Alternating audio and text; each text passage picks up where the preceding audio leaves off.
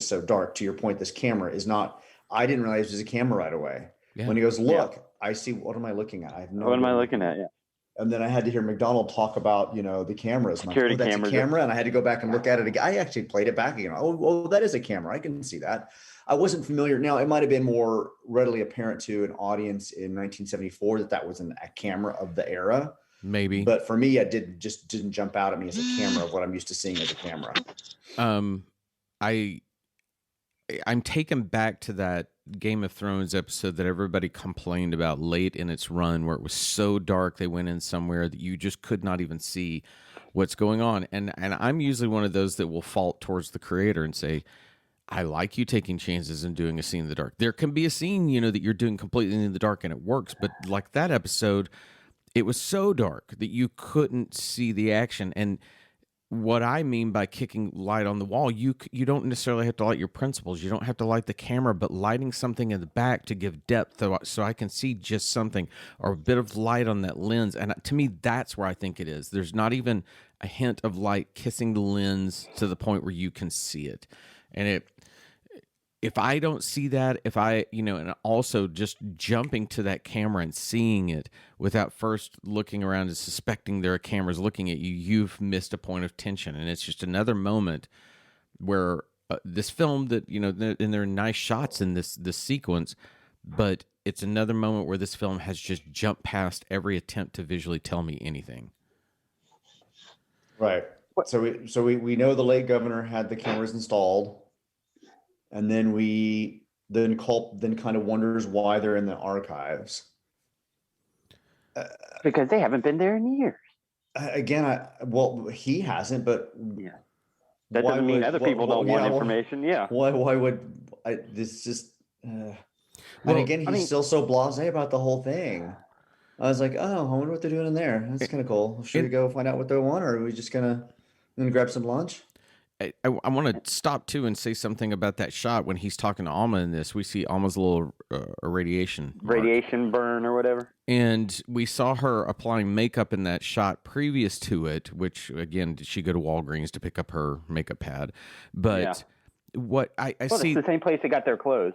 I see that, and what I would have loved to have seen. Tell me a visual story if she had just been, if we'd gotten that reverse of the mirror and we just saw her like picking at it or something, anything like that.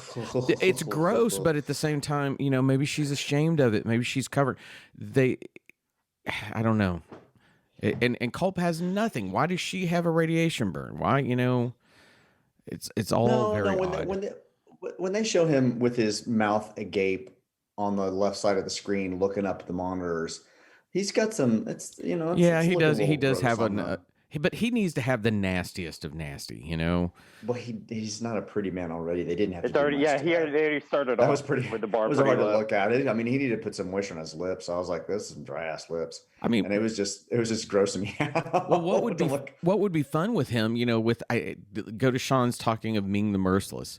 Have him almost in shadow as he's commanding people, where we see the light, and finally when he turns, half his face is burned. That would be cool. Yeah, I'd love that. Good. I'd be like, oh, look at this dude, and he's kind of ugly, and they made him ugly. Darth Vader.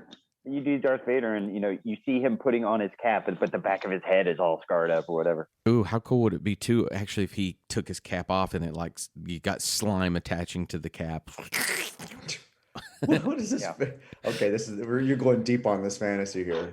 I'm trying to make this film better for me, Richard. Just go with me, okay? Go with me. It's a children's film. Well, so I know my child is tough. I know from the story's point of view, they're in the future. But what is this shitty ass filing system for the film canisters, where it's not alphabetical, it's not by date, it's just pull out a canister, hopefully it'll be the one you want. 30 seconds later, we found it. All these canisters, we found it. Well, yeah, it kind of, I think about when I worked for Cablevision for a summer, and all the tapes were just kind of reused and mismatched. It was just kind of, it was a wall like that of just various tapes. You had to go and find the community service event to pull it out and play it so that would queue up on public access TV. And so the room was mislabeled and shoddy like that. I mean, Todd and I, you know, this. Todd and I worked for a media company as well back in the 90s, and our system was very organized. We had a library that had people in charge of it, and everything was organized and put in places. And it had those cool shelves that like you had a roller on them. They moved back and forth. Yeah. And my thought was, and I realize they're on a limited budget, but I err towards thinking this big city, this, you know, would have had something a little more organized. But what would have been nice, a bomb hits, you would think it would shake, and film canisters would be hanging out, and shit would be everywhere. Yeah, I was gonna say it should have looked a little more disheveled. Yeah. That would have made sense if they were looking for it because it had been turned upside down. A shelf had been knocked over. We see it all the time when they're trying to find something in a disaster area. The room itself looks like it's been torn up somehow. And wouldn't you think? Okay, if the humans are below ground, and if you're trying to find anything you can that gives you an advantage to survive, wouldn't they have gone and pillaged through that and most likely thrown the shit everywhere? Yeah. My only other thing, and I know that they can't have air conditioning in there, but, you know, storing videotapes like we're all talking about is one thing.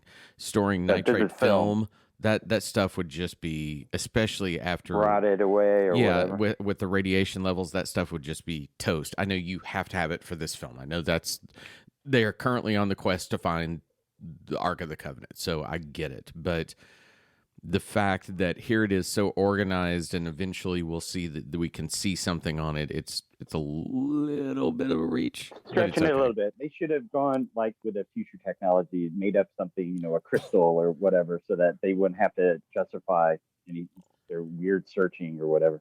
Well, you know, and they had the cool kind of future TVs in Conquest. I don't know why they had to have this on film.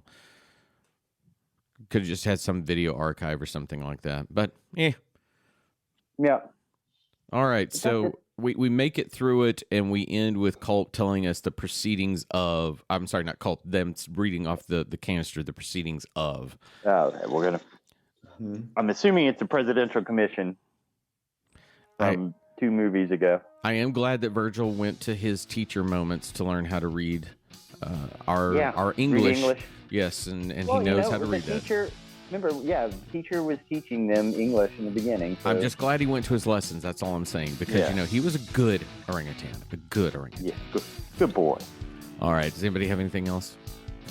That's it for me. Richard is giving me the... I'm just shaking my head. I know the audience can't hear me shake my head, but I'm just shaking my head. All right. That's minute 31 in the books. We'll be back tomorrow with another exciting minute. For Richard and Sean, thanks for joining us. We'll see you tomorrow. Bye. Bye, everybody. The minute of the apes. The minute